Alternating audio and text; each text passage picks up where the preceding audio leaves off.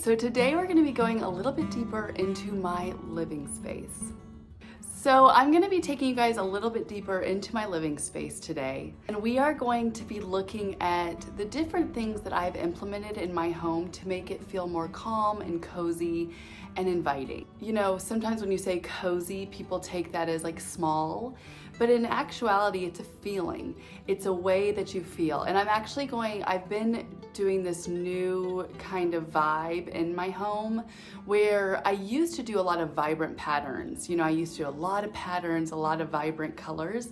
I still love that, and there's definitely pops of that throughout my house still. I have been implementing this calm and cozy kind of vibe into my home, and I have noticed a difference. Now, these are 5 tips that you can implement today in your space to make it feel more calm and cozy and inviting. And these are really simple tips. It's nothing that's you need to go out and buy or purchase. It's honestly a feeling, and it's kind of just getting rid of things that make this space feel very busy. In my mind, that's how it works. These tips are in no certain order, but the first thing that I would say is that, and this is maybe just geared towards me and the life that I've been in, that life cycle that I've been in for the last 10 years, but it is to make the space safe. I really like for my space to feel safe and inviting for all ages. That means that if my little nephew, he's 3, or if my friend's child comes over that's 3 or 2 or whatever, they're not gonna come over to my house and then feel like, oh no, they can't touch this. Oh no, they're gonna break that. I am gonna go through my house and make sure that I remove the items that may bring mom a little bit of stress.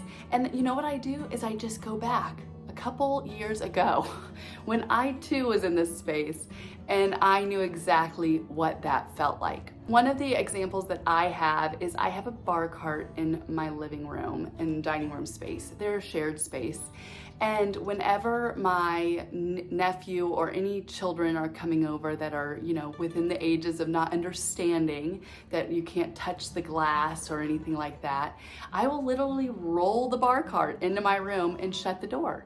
You know, it's not that big of a deal. It's not like a disruption of my day, but I know that then they're gonna feel safe. Mom isn't gonna be concerned about the glass on there or, you know, the child hurting themselves, and I'm not going to be concerned about the kid hurting themselves. I mean, that's my main concern. I don't want anyone to be hurting themselves or have it on their conscience that they broke something in my home. So I like to remove those items. I'll also go through the house and I pick one space that I'm like, okay, I'm going to baby-proof this space. And then I'm going to mention to mom, hey mom, the Polly and the boys' room, it has a lot of things that are not toddler proofed. So maybe we'll shut the door and make sure that the toddler or the baby doesn't go in there without adult supervision. But I'm gonna make my playroom baby proofed. I'm gonna go through it. I'm gonna make sure that the things that are accessible are not choking hazards. And I'm gonna make sure that that baby has some things to play with. I always keep a baby box or a toddler box of things in my drawers in the playroom. Those are things that that baby or the toddlers of any age can pull open the drawers and play with the blocks or the cars, any of those items. We do have a drawer of Legos. So what I will do is I will put a baby proofing lock on that drawer. You know, if I didn't know that they were coming over. Hey, just FYI, that drawer, do not let them open that. Just to make mom feel better and for me to feel better. I want for anyone that comes over to feel safe and enjoy their time. You know, I think it's really important as an entertainer and as a calm and cozy home to provide that for any of your guests. The second one is kind of a funny one, and maybe it's just my preference, but scent. There is nothing that can turn you off in a space, any place, than the scent of it, right? So for me personally, I really like to diffuse oils. So I'm not like a huge oily person per se, but I definitely enjoy my purification oils. So every morning I will fill my 2 diffusers that I have throughout the house with either lemon or mint or peppermint, any of like the purification ones. And I will have have those going throughout the day. I will especially have those going if I know that I'm gonna have guests over. That's gonna kind of mask any odors. I mean, we have 3 kids, 2 adults, a dog. There's a lot going on here. So that way I'm not concerned about if they're getting a whiff of something weird. Now, if I need to bring in the big guns and I'm feeling like, oh my gosh, this is very, very stinky, like I cooked salmon the night before, you know what I mean? Then I'll bring out the big guns and I'll burn some candles. I think candles give a really nice vibe and that cozy calmness, especially for an evening get together. I really prefer to use unscented candles, and I prefer actually candlesticks, that kind of candlelight on a table. And then I might have a candle burning on the fireplace or underneath the TV, like on the entertainment center, but I really try not to overdo it, you know, especially with the scents. You don't want to have combating scents, and you definitely don't want to have scented candles going if you're cooking something. You know, you don't want a floral scent while you're cooking meatloaf. It's just, it never goes well. All right, we're at number 3 now. Number 3 is one that I've been implementing for years now, and that's to make your space feel very warm and cozy. Now, I have 3 children and they range from ages 10 to 5. So I have been in the season of life where the house just felt really overwhelming to keep a hold of, where I had a toddler dumping things, babies making a mess, you know, toddlers making a mess, young children that had no idea how to clean up, making messes throughout my house. But one thing that I've always kind of done, and we also have the privilege of having a playroom and a play space, so that I will say that, because this is hard to do if you don't have this. But for our house in particular, we made the second living space a play space. That is for the kids. And I remember when they were little, I used to just literally let them wreck it, and then we'd have one day of reset. And we kind of have implemented that now in their rooms, where they do whatever they want throughout the week, but then on Sunday is reset day. We're changing our sheets, we're cleaning up the room, we're, you know, really making sure that our space is ready for the week ahead. And that's what we used to do when they were little. You know, it was so overwhelming to me to clean it every single day and then have them mess it up. So doing that really alleviated a lot of stress from a new mama and a young mama that was just so tired and not getting that much sleep. Now that my kids are older, they're able to like understand the concept that, hey, mom really likes to have the living room look nice. So let's go in our room, let's go in the playroom, let's go outside and play and mess those spaces up. I really like to keep the living room and the dining room free of clutter and mess, because if I do have someone come over, I don't really need to have them go to the other end of the house. They just need to stay in this little space. Keeping these spaces kind of minimal and decluttered really helps that. Even if my kids come in and make a train on the couch with the chairs, and which they do all the time, or a big old fort like they do all the time, or they're playing house and the couch is the car. These are things that my kids do all of the time. And I don't ever want to discourage that. And I love when they're making messes, because they're playing together and they're being kind and they're playing imaginative. But at the end of the day, if they know if they're going to utilize our living space and our dining space for their play, they're going to have to clean it up at the end of the day, because I really like for these spaces to stay decluttered and clean, so that if we have any random guests show up, that there's a space for them to sit and enjoy the company. I found that this has really worked, especially with my kids being a little bit older. And this way, you know, most of the time they keep the messes into their rooms or the playroom. But, you know, every once in a while we like to make a big old fort in the living room and do all those kind of imaginative things. So what does that mean, keep it minimal and decluttered? Well, that means that you pick a seating floor plan that feels good for your family. You know, we've had sectionals in this room, and now we have a couch and 2 chairs. I would really like to do the couch and a love seat, or implement a bit of a smaller sectional into this room, but budget did not allow for that. So for the budget that we had 3 years ago when we bought all of this, I could purchase this couch and 2 chairs. And that has worked. But now that my kids are getting a little bit bigger, they're really wanting to live in this space as well. You know, before they were really enjoying just being in their playroom. Now they really like to be in the living room, and they like to watch their own things in the morning, and they like to cozy up with their blankets and stuff like that. So I'd really like to get maybe a love seat or invest in a new sectional. I don't know, not in the budget right now. But my point is, figure out something that works for your family based on what you can afford. Don't go into debt trying to purchase something that you really want. Really look, you know, I find a lot of the things that I have and I've furnished in my house from Marketplace, Swip Swap, and friends. You know, I'll send out a text, hey, I really need a chair. Hey, do you have this? Does anybody want to get rid of this? And it really does work. It really does help.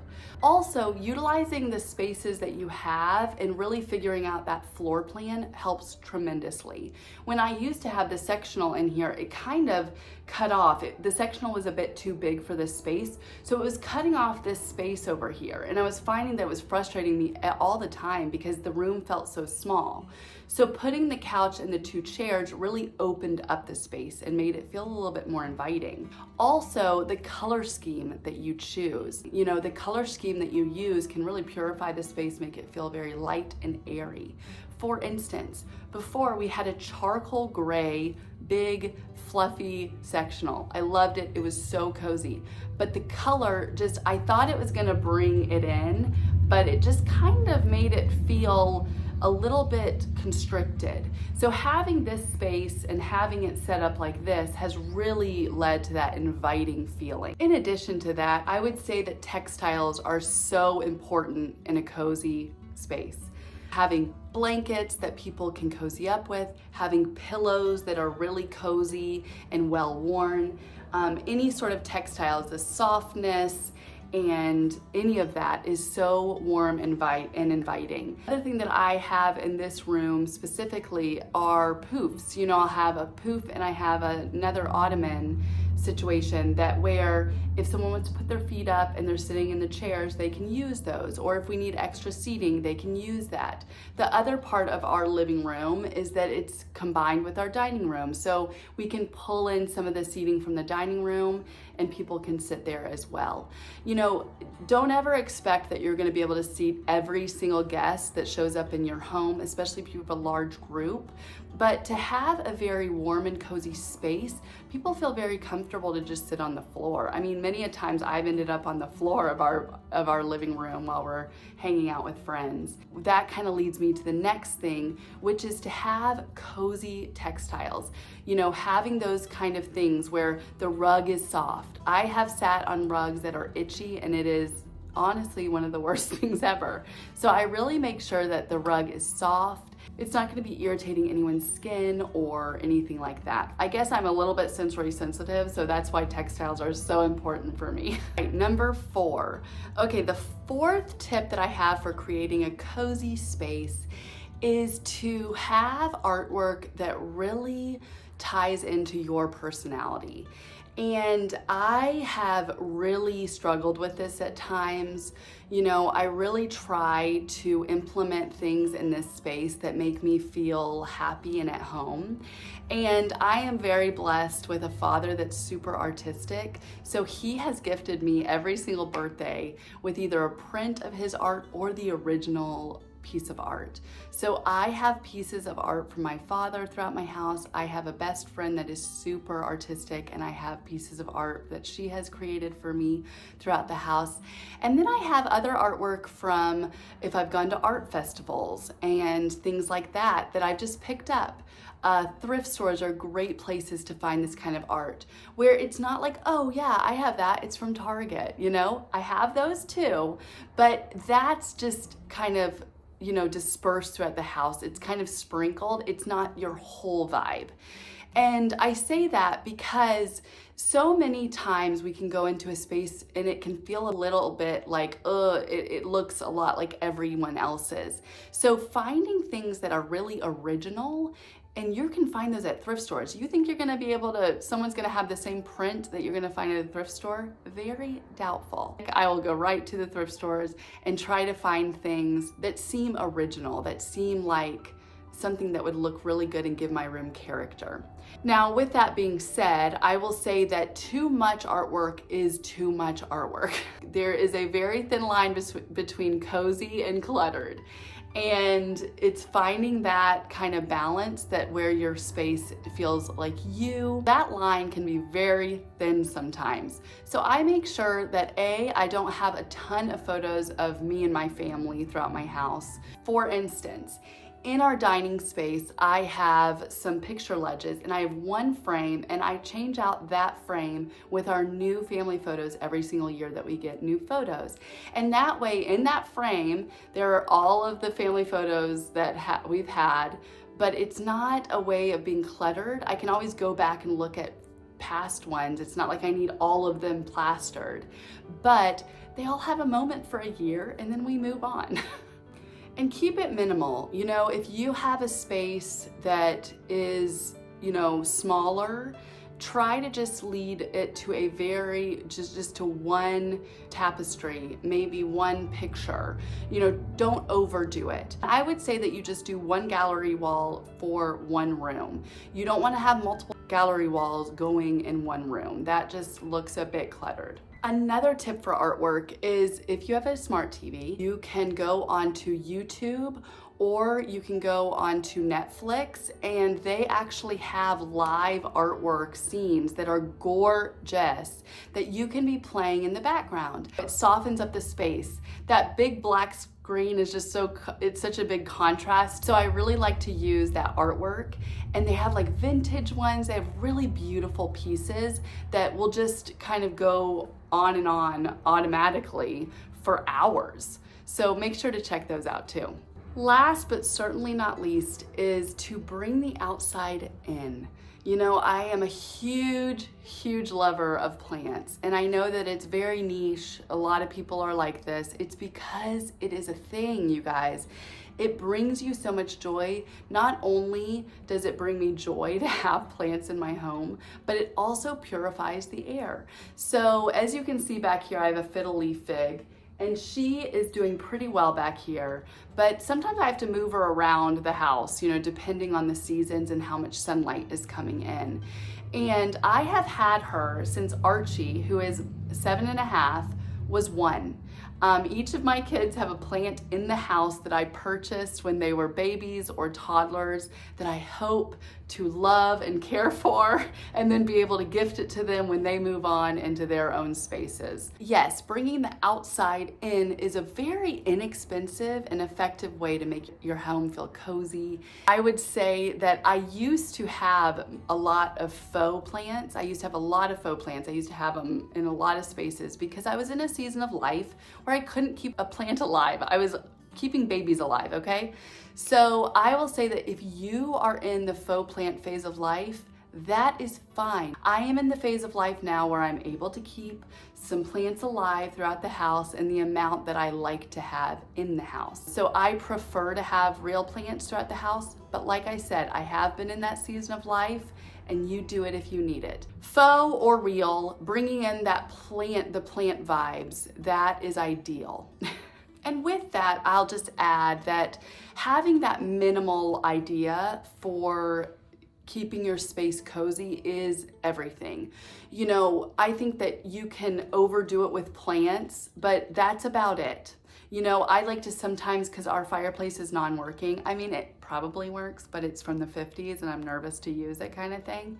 So I just fill it with plants, and it's kind of like my fireplace greenhouse. Now, right now I'm not using it like that because there wasn't enough light coming in towards there, but coming into spring and summer, I love to just fill that fireplace up with plants. So that's just another way to kind of utilize the space, make it feel really warm and inviting. Minimize the clutter and the decor, maximize the bringing that green in and making sure that you're having the space that feels warm and inviting, but also not cluttered. Those are my tips in creating a cozy and calm environment for your guests and for yourself. I'll also say that another thing that really helps with a calm and cozy environment is natural sunlight. Really allowing that natural sunlight to be your light instead of having overhead lighting and all of that, really allowing the sun to come in. People always are like, why don't you have blinds? Well, I really like just having that filtered light coming into the house through my linen curtains. I really like how it softens the space. I don't even need any artificial light in this room during the day. In the evenings, we'll have a lamp on and we'll have the overhead light in the dining room on, but very rarely do we actually need to use artificial light during the day. Another thing is to really do very soft lighting. I am a huge proponent of lamps and table lamps, floor lamps, that kind of lighting. I really like how that cozies the space, makes you feel like you're just in like a cozy little nook of a space. And sometimes I feel like when you have all those can lights in your house and there's so much light, it kind of overstimulates me. So maybe it's a preference thing. Do you enjoy having all the lights in your house on during the day? At night, what do? We are lamp people. We have all of our lamps on. We very rarely turn on the overhead lights in the playroom even. We usually just have our LED lights going and the floor lamp and the table lamps going. So let me know what you think below. Are there things that you took from this video that you're gonna implement in your home? Are there things that you do in your home that I didn't mention that make it super cozy and inviting? I love hearing things like that because I could also implement it. I'm learning as well. This is not a situation where I am a professional at coziness, but I do feel like these things really do help in a space. I will also add to the artwork thing, look around your house, look in different rooms and see if things that are in other rooms would work in that room. Just kind of switching things up in your home. I like to call it shopping within your home. Really does make a difference. Sometimes I've moved things and I'm like, whoa, it looks so different. You know, the lighting in the room kind of casts different hues of colors. And I don't know, it's just a fun little thing I like to do every once in a while, change things up. All right, I hope you guys enjoyed this. Leave me a comment below. Let me know what kind of things are you gonna implement in your house to make it feel more cozy, or what's something I missed? What's something that you do in your home to make it feel cozy and I should implement in my house? All right, thank you guys so much for being here. Bye.